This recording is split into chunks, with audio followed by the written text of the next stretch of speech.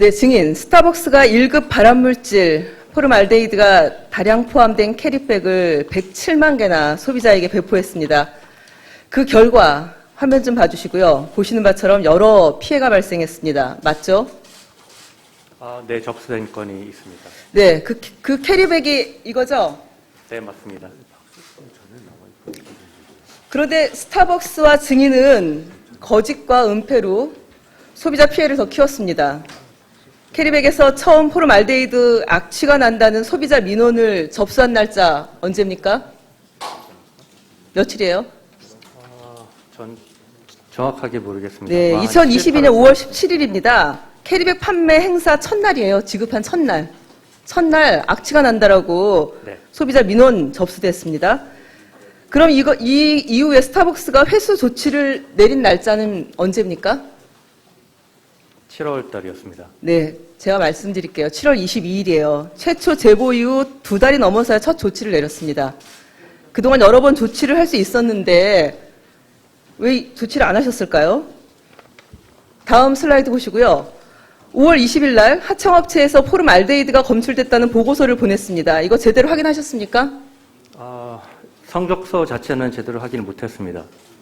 이거 민원이 제기된 건데 메시지만 보고 정작 유해물질 검출 결과서는 확인하지 않았다는 게 이게 말이 됩니까? 소비자 건강이 그렇게 쉽게 볼 문제였습니까? 캐리백이라는 게 이게 캠핑 갈 때 옷이나 침구류를 넣는 용도로 대부분 쓰입니다. 법적 기준이 있든지 없든지 소비자 건강을 우선 생각한다면은 이 검출 결과서를 보자마자 조치를 바로 내렸어야 된다라고 생각하는데 어떻게 생각하세요? 일단 5월 달에는 악취에 관련돼서는 이 포름알데히드가 아닌 다른 성분으로 이제 파악이 됐었고요. 그때는 교환 조치를 사실은 시행했습니다. 포름알데히드에 대해서는 저희가 미처 확인을 못했고요. 아니 포름알데히드가 검사 결과서에는 나와 있었지 않습니까? 네, 법적 기준과는 다르지만 어쨌든 수치가 꽤 높게 나와 있는 결과 보고서가 있었고 이거 7월 3일 날 한 블로그가 간이 측정으로 포름알데히드 검출 사실을 인터넷에 게시했어요. 그러자 스타벅스가 다음 날 다시 품질에 대한 정밀 조사를 요청합니다. 시간이 가서 이렇게 냄새가 나고 문제가 있고 그 접수를 하는데도 아무 조치를 안 하니까 이제 블로거들이 나선 거예요. 7월 11일 날 검사 결과가 포름알데히드가 또 검출돼요. 근데 스타벅스는 계속 소비자들에게 이 문제의 제품을 계속 배포합니다. 그러자 이 사태를 참지 못한 검사기관의 직원이 7월 21일 날 검출 사실을 SNS에 공개합니다. 그랬더니 다음 날 7월 22일 날 스타벅스가 처음 안내문을 게시합니다. 그리고 게시문에다가 법적으로는 문제가 없고 쿠폰으로 교환하겠다. 이런 어이없는 내용을 공지합니다. 제가 보니까 스타벅스 행동 패턴이 있어요. 외부에서 뭔가 공개되고 문제가 제기되면 그 다음날 움직이는 겁니다.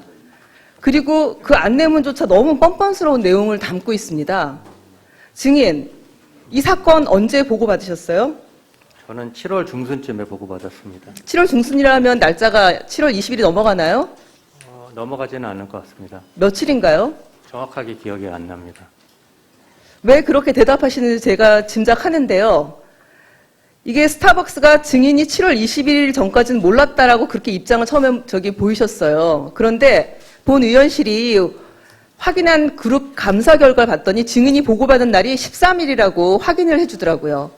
저희가 조사할 때는 그렇지 않다라고 얘기하다가 그룹 감사에서 저희가 알게 됐습니다. 오늘 위증죄로 처벌될까봐 지금 날짜를 두리뭉실하게 얘기하는 거 아닌가 의심이 됩니다. 양심적인 시험기관 직원의 공개가 아니었으면 아마도 스타벅스는 한없이 국민 안전과 건강을 볼모로 돈을 벌고 있었을 것이다. 저는 그렇게 생각이 돼요.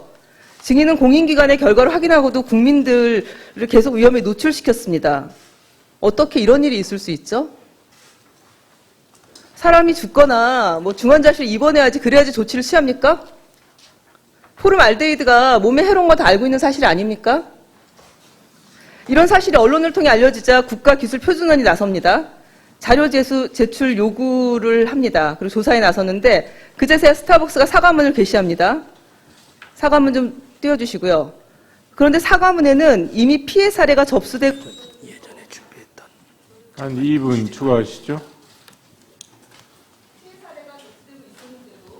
불안감을 조성해서 사과합니다라는 정도의 아니란 인식을 여과 없이 보여주는 그런 사과문이었습니다. 이거 사과문 맞습니까? 거기 보이시잖아요.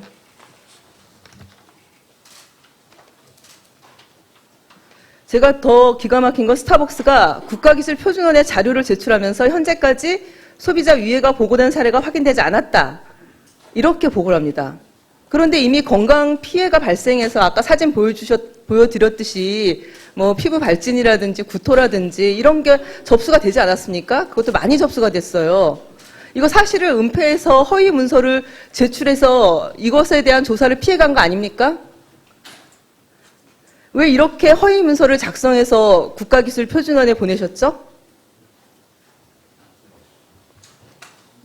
그 내용 모르세요? 네, 어떤 허위 문서 말씀하시니까? 지금 방금 제가 말씀드렸잖아요. 현재까지 소비자 위해가 보고된 사례가 확인되지 않았다. 이렇게 해서 보내셨잖아요.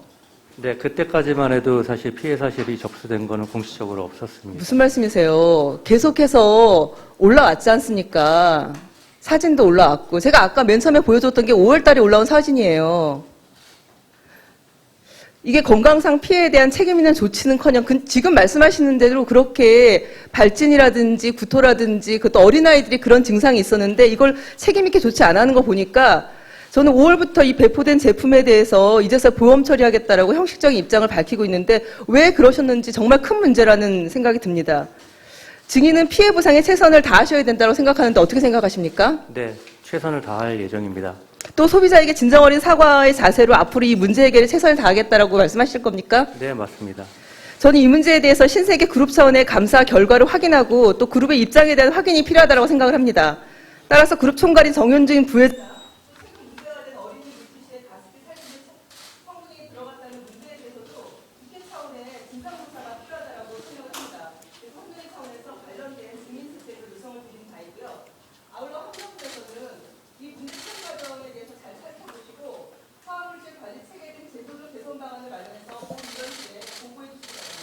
네, 그러겠습니다.